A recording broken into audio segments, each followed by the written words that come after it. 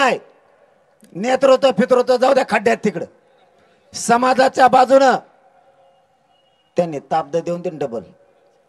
मग त्यांना कचका कळण परभणी कशाला म्हणतात आणि धाराशिव कशाला म्हणतात.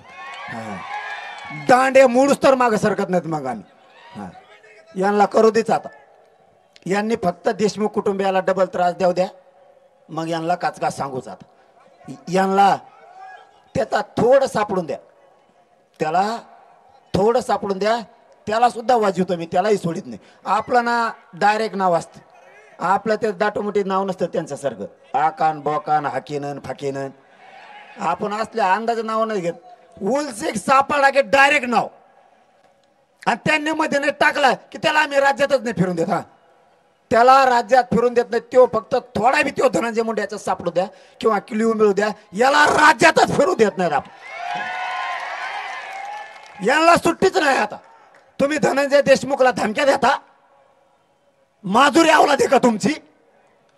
त्या बिचाऱ्याचा भाऊ गेलाय, त्या लेकीच्या डोळ्यात पाणी. तपासात तुमच्या जातीचे अधिकारी हस्तक्षेप करायला लागलेत म्हणून ते धनंजय देशमुख बिचारा रात्रंदिवस मोटरसायकलवर हिंडताय.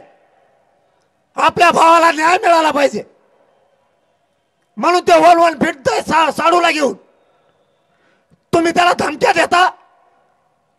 देशमुख कुटुंब एकटं नाही, या राज्यातला सगळा मराठा समाज देशमुख कुटुंबाच्या पाठीशी आहे.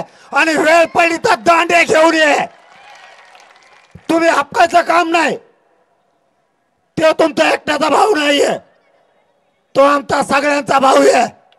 ज्या दिवशी तुम्हाला अडचण वाटेल त्या दिवशी जर कायद्याने न्याय दिला नाही तर हा मनोज जरांगे आणि व्यासपीठावर बसलेले आणि समोरचे सगळे मराठे तुमच्या भावाला नक्की न्याय देणार. ही शब्द आहे आमचा तुम्हाला. आम्ही फक्त कायद्याला मानतो. कायदा सुव्यवस्था शांतता राहिली पाहिजे म्हणून आम्ही शांत आहेत. आणि मुख्यमंत्र्यांनी शब्द दिला त्या शब्दावर एक मराठे शांत आहेत. सगळ्याला फासावर लटकवतील, एकही सुटणार नाही, सगळे आरोपी पकडले जातील. हे शब्द आहे त्यांच्या कुटुंबाला. ही जर त्यांनी पुरा केला नाही तर मग त्यांनाही नाही केल्यावर सांगू आपण मराठे काय असतो. आपल्यापाशी कुणाची गय केली जात नाही. आपण जन्माल्यापासून मरेपर्यंत फक्त आणि फक्त मराठ्यांचाच राहणार. ज्यावेळेस या मराठ्यावर संकट येईल